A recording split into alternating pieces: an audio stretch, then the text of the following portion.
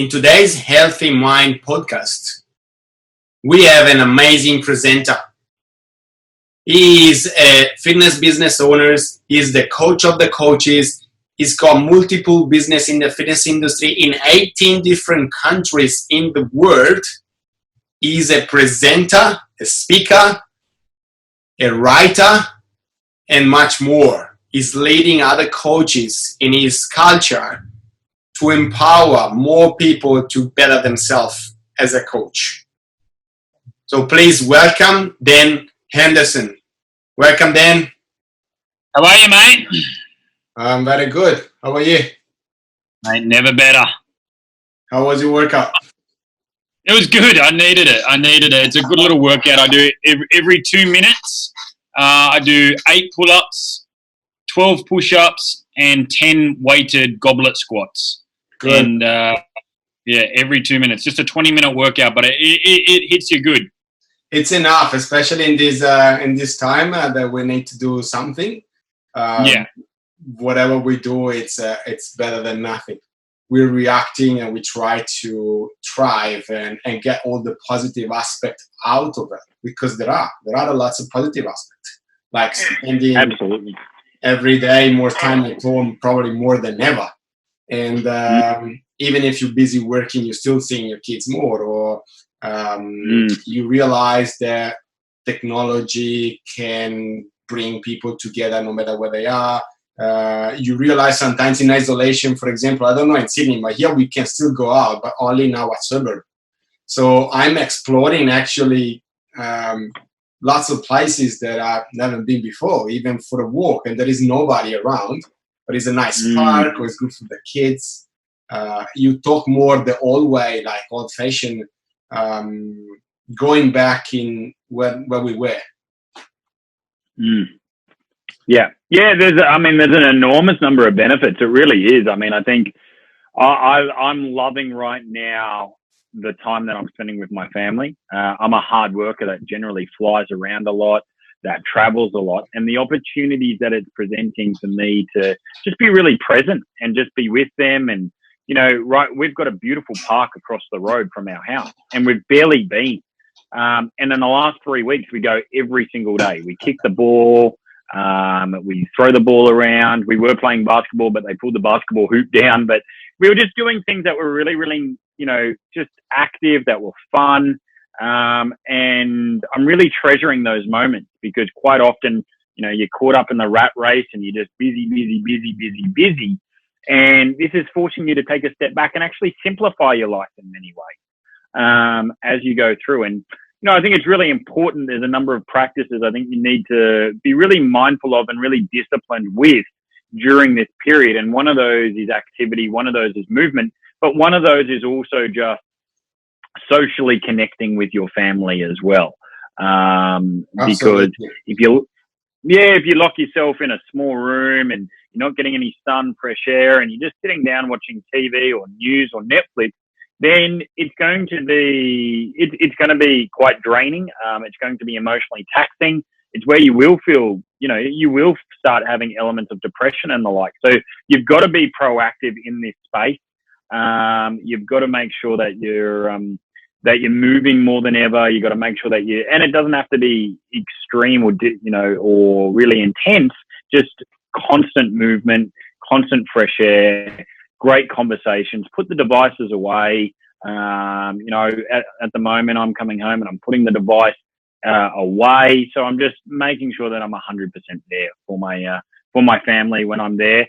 And when I'm working, I'm 100% there as well. So there's no crossover. It's like someone says, make the most important thing the most important thing. That's right. Exactly right. And I think this forces us to have a look and go, well, what is the most important thing? I know right now, I'm more grateful for my health. I'm more grateful for where I live right now. We are in one of the luckiest countries in the world. I'm more grateful for my family. I'm more grateful for my clients, probably than I've ever been. And so, I think it's really very good for perspective right now. For me, what I think is what we need the most right now. So what we need the most right now is definitely exercise, which is what we do when we preach every single day. But most of all is actually having you, supporting you and having you on board on your strength, your mental strength first, because which is really, really important. Because we are inside the house, sometimes we get bored, we're not sure about what is going to happen tomorrow or next week or next month, and we don't know yet how we will go back to normal, if we will. So the best thing is adapt, stay positive, and get really energized and surround ourselves, even if it's not physically, surround ourselves with people with energy and positive energy. So today I bring Dan Henderson because he's a really energetic guy, because he's owning different business in 4 different companies in the fitness industry. He's been in 18 countries, if I'm not wrong. Yeah, that's correct. 18 countries, so he's delivering the wisdom everywhere, coaching coaches, and every coach is better with a coach. So I have a coach, he's got his coaches, and it's awesome because we are in a really positive, great network of positive and energetic people. So then today we'll bring some energy to you as well.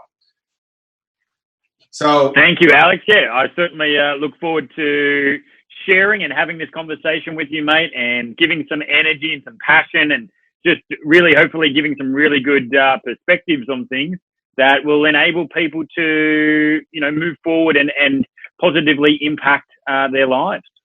Exactly, because people want energy from us, right? But we're human exactly like you. So we need to get energized and recharged by spending like our time that is really valuable with other people like us and better than us. So creating a nice community, like for example, what do you do with your community of coaches? How do you keep them up and on fire all the time? Yeah, it's a great question because, I coach a lot of fitness business owners, and about 60 fitness business owners. And right now the fitness industry has obviously had, it's been up, there's been a lot of upheaval, there's been a lot of change. People have had to close the doors on their gyms. They can no longer work in gyms that they were working in. And so overnight, things just change like that. And it's probably the most challenging, stressful, chaotic period a lot of these coaches will face.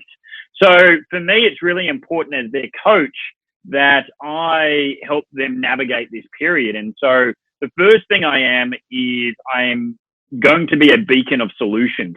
So I need to be, right now, emotion can really lead us down the wrong path. And we can make decisions that are based out of fear or scarcity.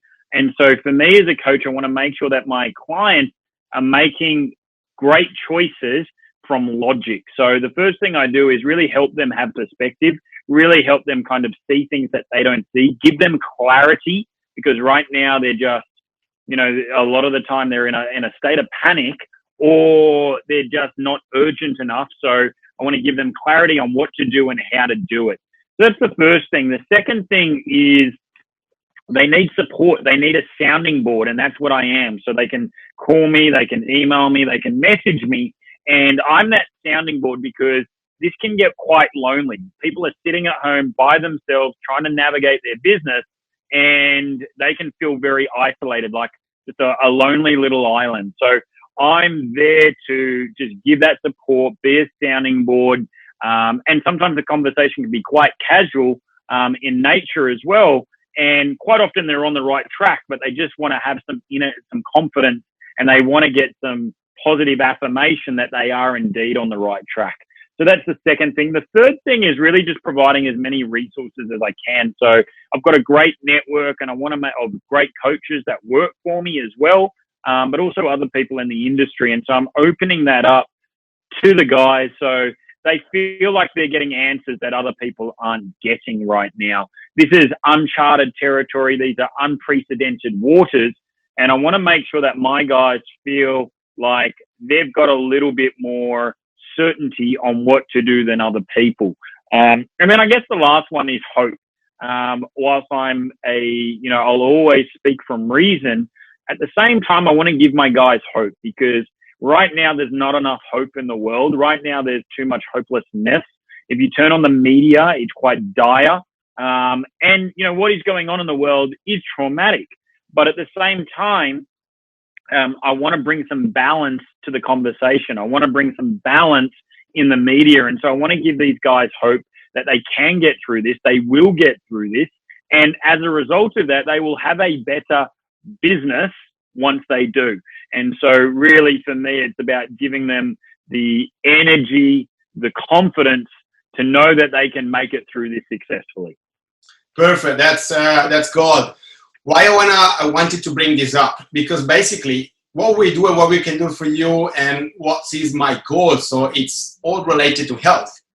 Even if we were talking about business, basically the principle is exactly the same, because we're here. If I think the best thing is now give you hope, give you support, give you the tools to get there, and give you the community to be accountable with and get support for each and every person in this community.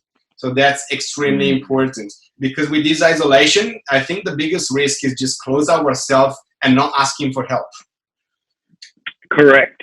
It's the worst thing. I tell my clients always, even in the best of times, the worst thing you can ever do is really just go into isolation, go into your own hole, because otherwise the negative narrative starts to take over. You start to think that the world is against you. You start to spiral. You have embarrassment. You have shame. Where really what you need to do there more than ever is you need to put up your hand. I use the analogy or the metaphor of someone drowning. A lifeguard doesn't know they're drowning until they put up their hand.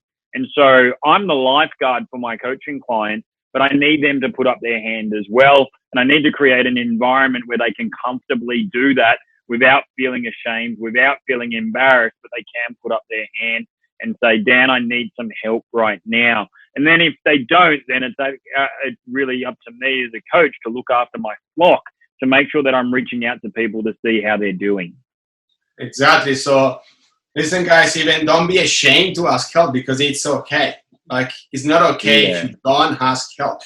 Everyone needs someone else just to, if you need a little, sometimes it's just a little lift, a little kick. Yeah. But maybe it's enough to get the wheel rolling and then get back up. And as I always say myself, just focus more on solution and not on the problem, because once we find out the problem, it's a fact.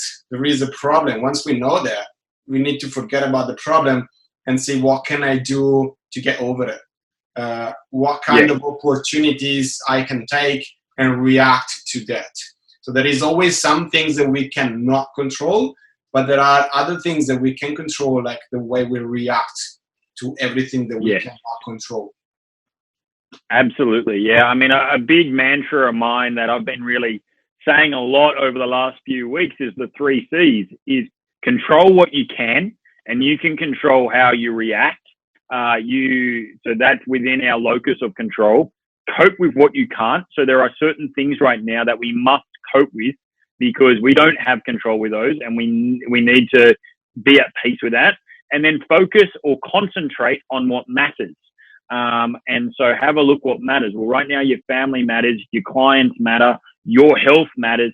So make sure that you're concentrating on that. So the 3 C's has been a really guiding principle for me throughout this period.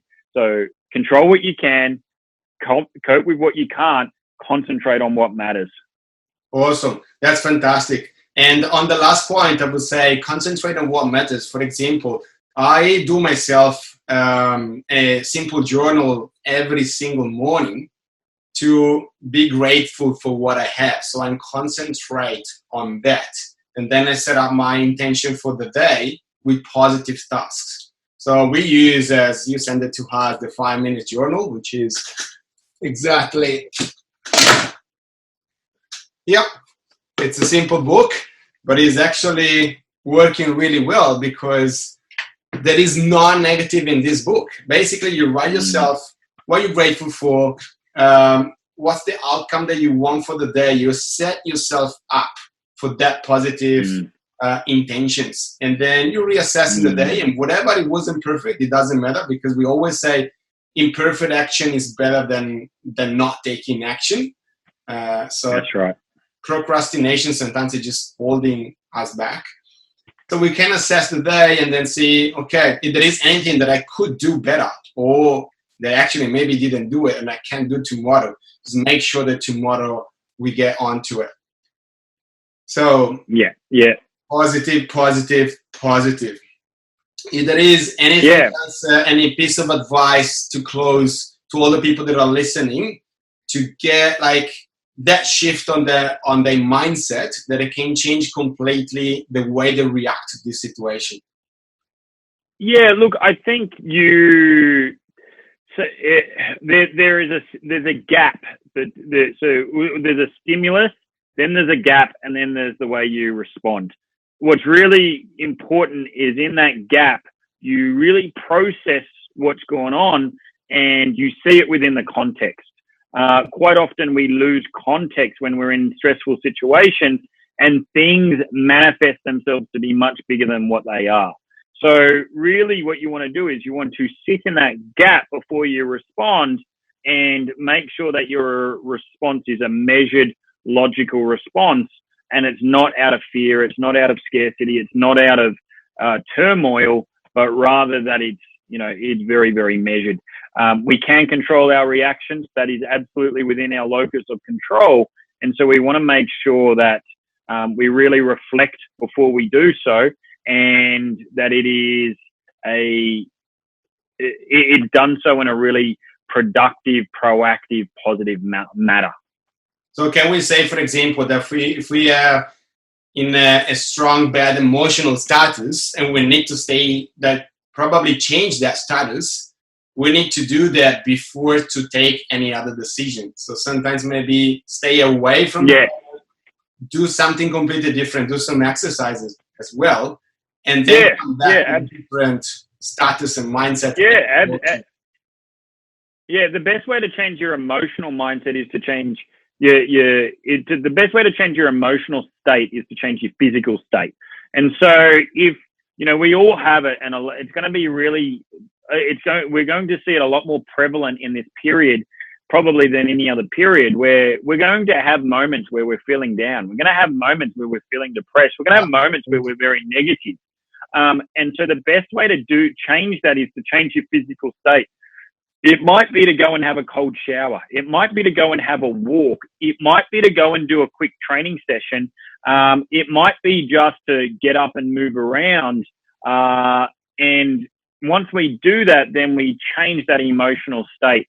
So, like one of the simple things that I do with my partner is I'm like, all right, we're going to go for a walk, and we're not allowed to talk about the kids. We're not allowed to talk about work. We're not allowed to talk about anything until we say 10 things that we're grateful for. You say one, I say one. You say one, I say one. So we're getting movement. We're also changing the negativity bias that we have in our mind into a positivity bias through the power of gratitude. And this immediately starts to rewire the brain, and we start to have a more positive outlook as we go through. So they're just a couple of really simple things that we can do, yet they're very profound and powerful.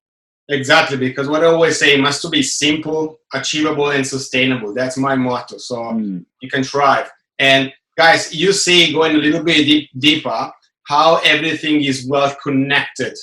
So fitness, exercise, it's a tool, it's one of the pillars to actually work on our health. So that's, now you have a better understanding of why we have our journal, why we're so grateful for something every day, why we spend more time with people even more positive than us, and they give us energy, and we recharge each other, and we exercise too. So that's awesome. So I will say thank you so much to Dan, because he's a busy man, and thank you so much for your time. Another little exercise that we'll do is don't forget to laugh, because it's status too, and it's phenomenal, and it's simple, and it's contagious. So thanks again for your time, Dan. And pleasure, Alex. Always a pleasure to have you, and I'm proud to be one of the guys that is being mentored from Dan. So don't hesitate to reach out to Dan, because he's really, really familiar, and he can talk to you very easily and break down everything you need. And stay tuned because they're coming more and more interviews, and it's all to help change your status and the way you react. Thanks again. Beautiful. Thanks, Alex. Thank you, guys. Thanks for watching. Cheers. See ya.